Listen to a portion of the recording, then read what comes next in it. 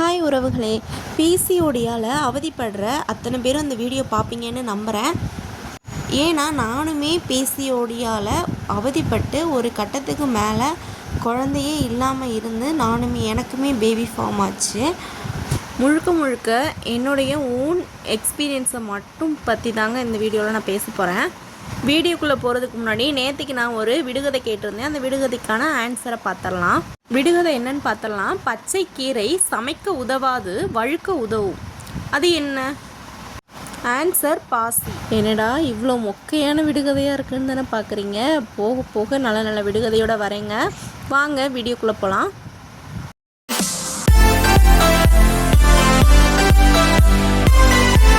எனக்கு மேரேஜ் ஆனதுக்கு அப்புறமா தான் எனக்கு இந்த மாதிரி ஒரு பிரச்சனை இருக்குது அப்படின்னு எனக்கு தெரிய வந்துச்சு.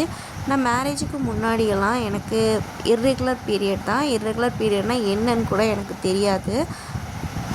ஆனால் என்னோடய அம்மா வந்துட்டு இந்த இர்ரெகுலர் பீரியட்னால் இதுதான் அப்படின்லாம் எனக்கு இது வரைக்கும் சொல்லி கொடுத்தது கிடையாது. அதுக்கப்புறம் மேரேஜுக்கு அப்புறம் தான் வந்துட்டு பேபி அப்படிங்கும்போது இர்ரெகுலர் பீரியட் அது என்ன ஏதுன்னு எனக்கு ஓரளவு தெரிய வந்துச்சு. எனக்கு மேரேஜ் ஆனதுலேருந்து பீரியட் வந்துட்டு வரவே இல்லை. ஒரு 4 months வரவே இல்லை. நான் கன்சீவாக இருக்கிறேன் போல் அப்படின்னு சொல்லிட்டு எல்லாருமே நினச்சிக்கிட்டாங்க. நானுமே அப்படி தான் நினச்சிட்டு இருந்தேன்.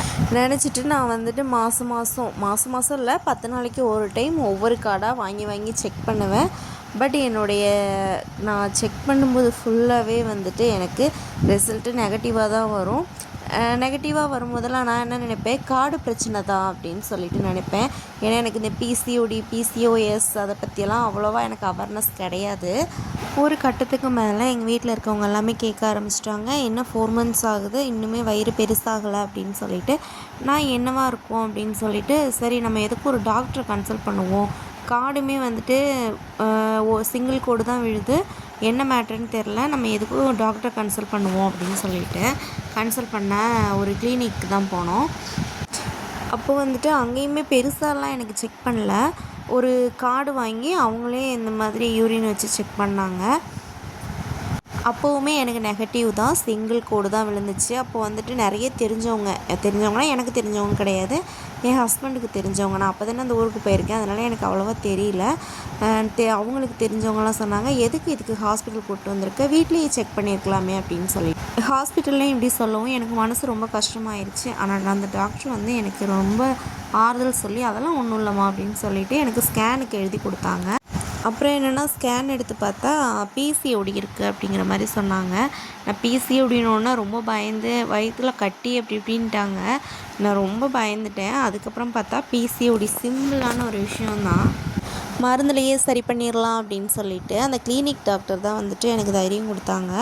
நானும் ஓகே அப்படின்னு சொல்லிவிட்டு அவங்கக்கிட்ட ஒரு 1 month வந்துட்டு ட்ரீட்மெண்ட் எடுத்தேன். பட்டு எனக்கு அது சரி ஆகலை. 1 மாதம் எடுத்தேன், 2வது மாதம் எடுத்தேன். எனக்கு அது பீரியட் ரெகுலரே ஆகாமல் இருக்கவும் சரி ஓகே இது செட் ஆகாது அப்படின்னு சொல்லிவிட்டு இங்கே பக்கத்தில் தான் ஹை கிரவுண்ட் ஹாஸ்பிட்டல், எங்களுக்கு வந்துட்டு அதுதான் பெரிய ஹாஸ்பிட்டல், அங்கே போயிட்டு செக் பண்ணலாம் அப்படின்னு சொல்லிட்டு அங்கே போனால் ஒரு நாள் ஃபுல்லாக சுற்ற விட்டுட்டாங்க. அங்கே போங்க இங்கே போங்க, இன்றைக்கி தான் இந்த டேட்டில் தான் வரணும் அப்படின்னு சொல்லிட்டு ரொம்ப சுற்ற விட்டாங்க. அப்புறம் சரின்னு அங்கேயே ஒரு 2-3 நாள் அலைஞ்சோம். பட் அங்கே பார்க்குறாங்க, பட் டிலேயாக பார்க்குறாங்க. நிறைய விடிய காலையிலேருந்தே வந்துட்டு நிறைய பேஷண்ட் இருக்காங்க, அவங்களெல்லாம் பார்த்துட்டு அந்த மாதிரி தான் பார்க்குறாங்க. அப்படிங்கும்போது நம்ம காலையில் மார்னிங் போனால் சாயங்காலம் தான் வீட்டுக்கு வர்ற மாதிரி இருக்குது.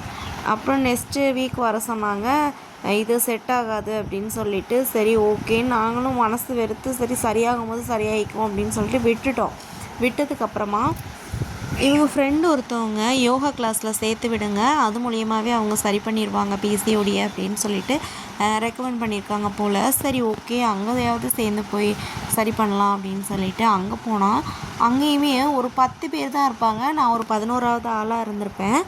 ஆனால் அவங்க ஒரு ஆளுக்கே ஒரு 2 மணி நேரம் பார்க்குறாங்க. லாஸ்ட்டு 7 மணி வரைக்கும் நாங்கள் பார்த்தோம்.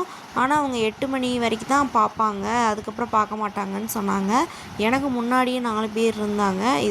இது வேலைக்கு ஆகாதுன்னு சொல்லிட்டு நாங்கள் கிளம்பிட்டோம். அதுக்கப்புறம் தான் இன்னொருத்தவங்க அவங்க இவங்க சொன்னாங்க இல்லையா, அவங்களோட ஃப்ரெண்டு ஒரு அண்ணா வந்துட்டு இதை பற்றி பேசிகிட்டு இருக்கும்போது சொல்லியிருக்காங்க, லக்ஷ்மி ஹாஸ்பிட்டல் நம்ம நெல்லையில் இருந்தீங்கன்னா உங்களுக்கு தெரியும், ராஜலக்ஷ்மி ஹாஸ்பிட்டல் அப்படின்னு சொல்லிட்டு ஒரு ஹாஸ்பிட்டல் நேம் சொன்னாங்க. அந்த ஹாஸ்பிட்டல் கூட்டிகிட்டு போங்க, கண்டிப்பாக குழந்த இருக்கும். அந்த ஹாஸ்பிட்டல் டாக்டருடைய அந்த டாக்டர் அம்மாவோட கைராசிக்கே குழந்த நிற்கும் அப்படின்னு சொன்னாங்க. நல்லா பார்ப்பாங்க அப்படின்னு சொன்னாங்க. நாங்கள் மற்ற இடங்களுக்கெலாம் நம்பிக்கை இல்லாமல் தான் போனோம். ஆனால் அந்த இடத்துக்கு உண்மையாகவே முழு மனசோட நம்பிக்கை வச்சு தான் போனோம். போயிட்டு என்ன ஏதுன்னு கேட்டாங்க, எப்போ மேரேஜ் ஆச்சு இதெல்லாமே கேட்டாங்க. என்ன 6 மாதம் தானே ஆச்சு, அதுக்குள்ளே என்ன அவசரம் அப்படின்லாம் சொல்லி அவங்க எப்படி சொல்கிறது, நமக்கு ஒரு ஆறுதல் சொல்கிற மாதிரியே பேசினாங்க. நல்ல ஒரு ஃப்ரெண்ட்லியாக ஒரு அம்மா ஸ்தானத்துலேருந்து அவங்க ஒரு ஹேர் கொடுத்தாங்க. நல்ல ஒரு ட்ரீட்மெண்ட்டுமே கொடுக்குறாங்க. எனக்கு அந்த மாதம் கொஞ்சம் மெடிசனுமே எழுதி கொடுத்தாங்க. இதை நீங்கள் கரெக்டாக சாப்பிட்ருங்க, இந்த 1 மாதத்தில் உங்களுக்கு நிற்கக்கூட வாய்ப்பு இருக்குது. ஒருவேளை நிற்கலை, பீரியட் ஆயிடுச்சு அப்படின்னா நீங்கள் கண்டிப்பாக உடனே காமிச்சிருங்க அப்படிங்கிற மாதிரி சொன்னாங்க. ஆனால் எனக்கு அந்த மாதம் பீரியட் ஆயிரும் அப்படிங்கிற ஒரு மைண்ட் செட்டில் தான் நான் இருந்தேன். ஏன்னா எனக்கு இத்தனை மாதமாக நிற்கலை, இதுக்கு மேலேயே நிற்க போகுது அப்படிங்கிற ஒரு இதில் எனக்கு பீரியட் ஆயிரும், நான் ஹாஸ்பிட்டல் போகணும், இந்த ஒரு தாட்டில் மட்டும்தான் இருந்தேன்.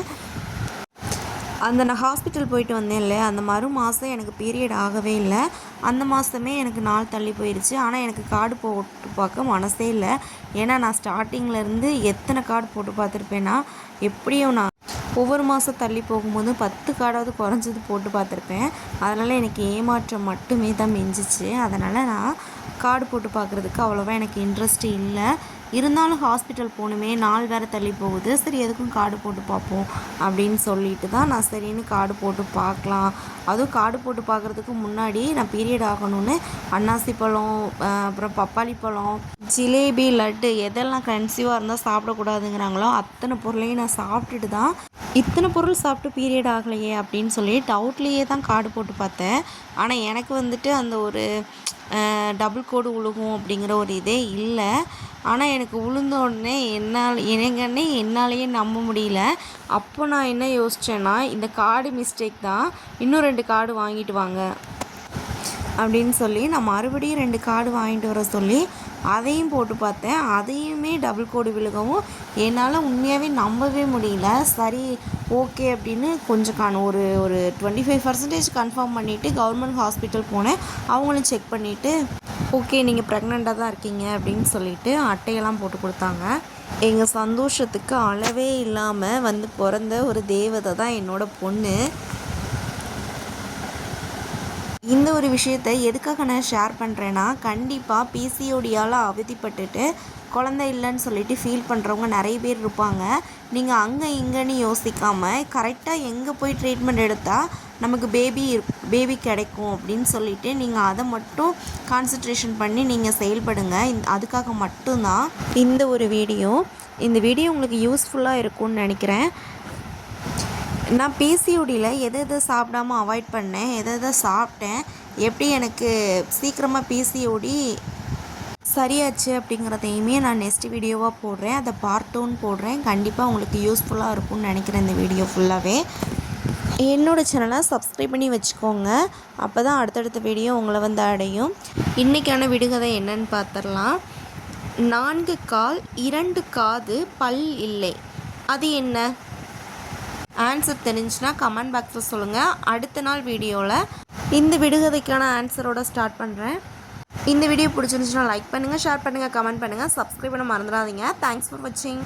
பாய்.